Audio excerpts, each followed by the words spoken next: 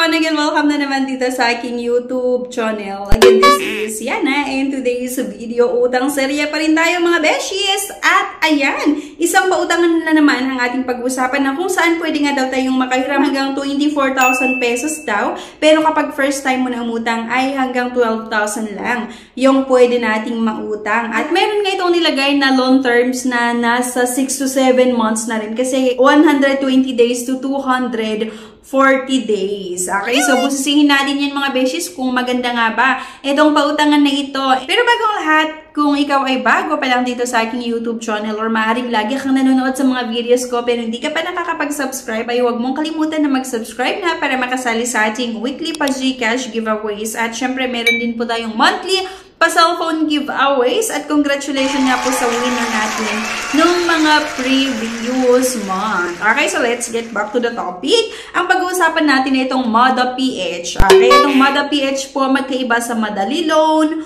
or sa ibang mga katunog ng loan app na ito. So, ito na nga ay MADA PH at nakita ko ito sa App Store. So, dito mga beshies, meron nga nakalagay dyan na hanggang 24,000 pesos yung pwede nating mautang. At syempre, click lang natin yung apply now at kailangan yung maglagay ng isang valid mobile number. At para nga matuloy or makautang nga tayo dito, kailangan nyo na namang sagutan yung mga basic information like yung personal email, kailangan daw nating maglagay, marital status, kung meron ba kayong anak or wala, educational background, residence address, yung employment type, at syempre yung mga iba pang basic information like yung monthly salary, yung company name, at dapat daw maglagay tayo ng Facebook username dyan. Okay, so option nyo pa rin kung gusto nyong ituloy.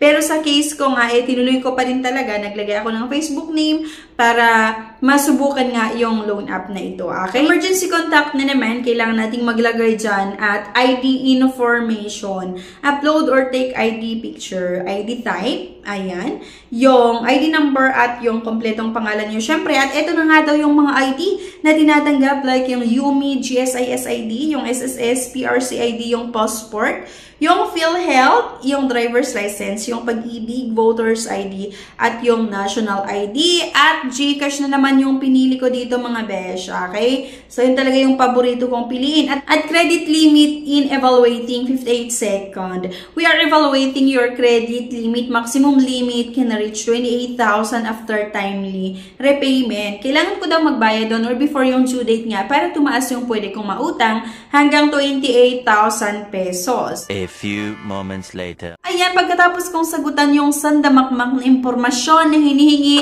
ni MADA PH, abay declined lang pala yung kalalabasan ng status ng aking loan application. Auto-decline to ha, kasi ilang second lang talaga, abay may status na nga daw agad-agad yung loan application ko. At may nakalagay dyan na please try again on February 28, 2024. Nag-try kasi ako ng February 20. Your application was disapproved for failing to meet our current criteria. Ano nga bang criteria ang meron kayo? Isang valid ID lang naman yung requirements. At nakapag-upload naman ako ng isang valid ID. So, hindi ko maintindihan kung ano nga ba yung reason kung bakit na-declined yung loan application ko.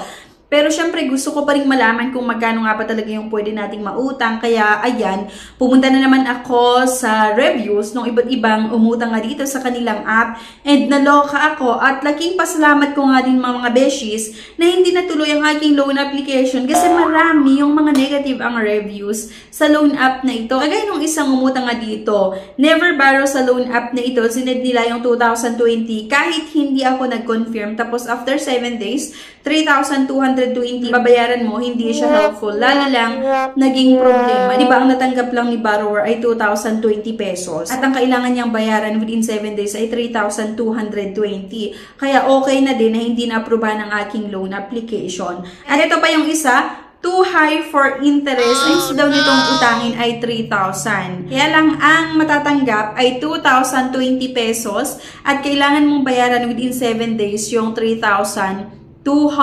Diba? Malaki pa rin talaga yung interest and processing fees at nilagay pa niya yung mga yung mga text na natatanggap niya sa collector. Like, ano na ho, update sa account nyo. Hanggang ngayon, wala ka nagiging tugon sa aming tawag at text simula kahapon. Sige ho, patuloy mo kaming baliwalain dahil kami naman ay gagawa ng action dito sa account mo. Huwag ka ho mag-alala, sisibagan namin ang pag-asikaso sa account mo. Lahat ng nilagay mong personal details dito ay gagamitin namin in legal way para ibalik lahat ng abala na dulot mo sa kumpanya. Ganito maningil yung collector agent nila with all the trades. Okay? So, hindi talaga siya maganda. And akalain mo nga, pag mag-post yung account mo, nakakaloka din talaga itong text na natanggap nung isang borrower nga na nag-try ng umutang dito. Kaya, nasa sa inyo pa rin. Option nyo pa rin kung gusto nyo i-consider ito na utangan. Pero hindi ko nga nire-recommend yung loan app na ito. So, ano sa tingin nyo? Maganda nga ba itong utangan mga besh? Or hindi? Kasi nga kung ako lang, abay please lang huwag na kayong umutang kasi